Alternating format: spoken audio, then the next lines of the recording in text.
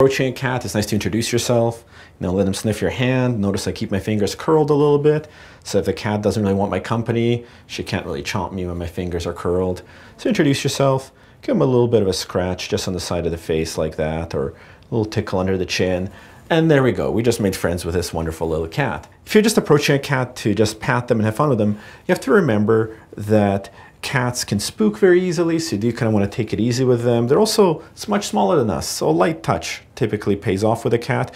You can tickle them a little bit, stroke them, but most people try to pick up cats, and that's kind of where we get into trouble. So the key to picking up a cat safely is to make them feel supported. So I always pick up a cat with one hand under the chest, one hand under the abdomen, and then we can lift them up sort of even force gently, so they're not hanging down, they're not flopping about.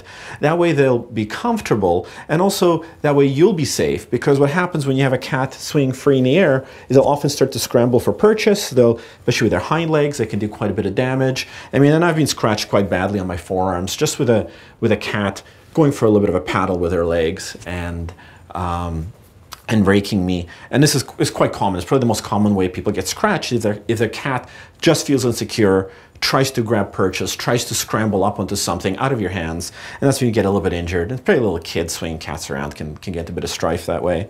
So just nice and supported, hold them up. And then if I need to carry a cat around, I usually just hold them close to my body. And again, I'm just squishing them into myself. Again, that way Claudia feels nice and supported. I'll put my hand out here for her to put her paws down. Then I can carry her around quite safely like this, and she won't want to get away. Now, if we do have a cat who's trying to get away from us, we always squish that cat. If you're trying to hold a cat down, whether it's to trim their nails or to give them a pill, or whether you just want to have a cat not run off for a moment, squish that cat. All you need to know about cat restraint is to squish that cat. They can feel very secure that way, and they generally, even if they're really scared, like sometimes cats come to me in the clinic and they're quite afraid, and you just gently squish them and they'll sit there and kind of not hurt themselves, not hurt us, just hang out and let us do our thing.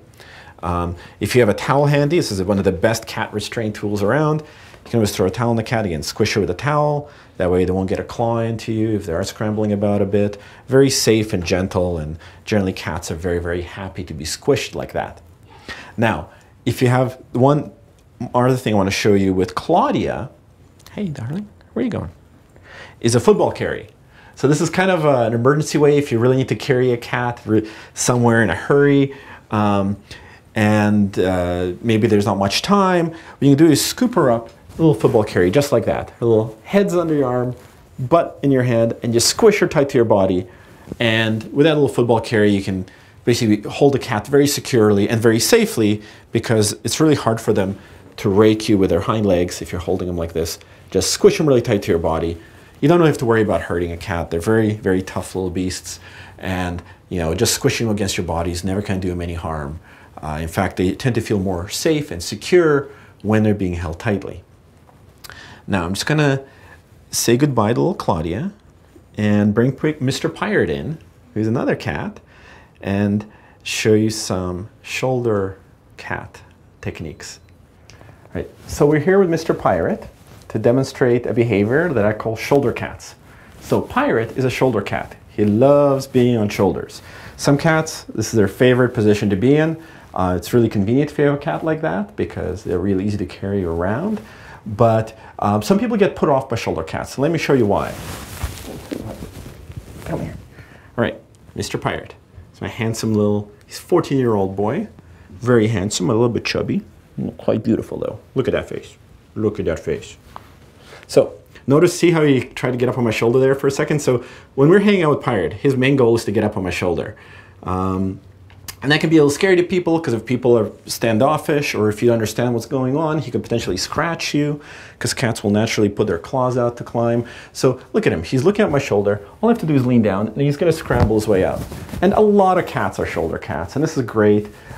Sometimes you got to be a little bit careful when a cat goes up on your shoulder, because they can shoot off behind you and run off and give your back a bit of a scratch, or sometimes they try to scramble around the back of your neck.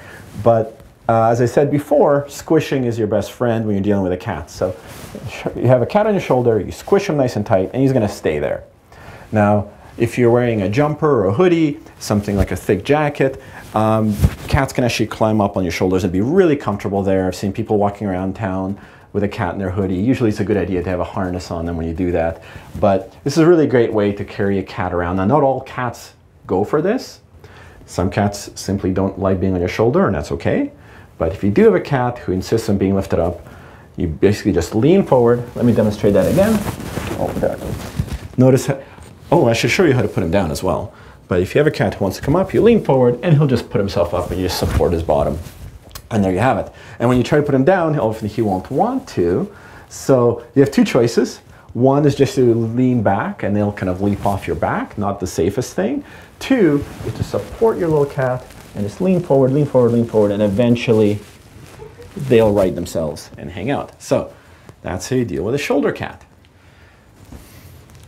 So I hope you enjoyed this video.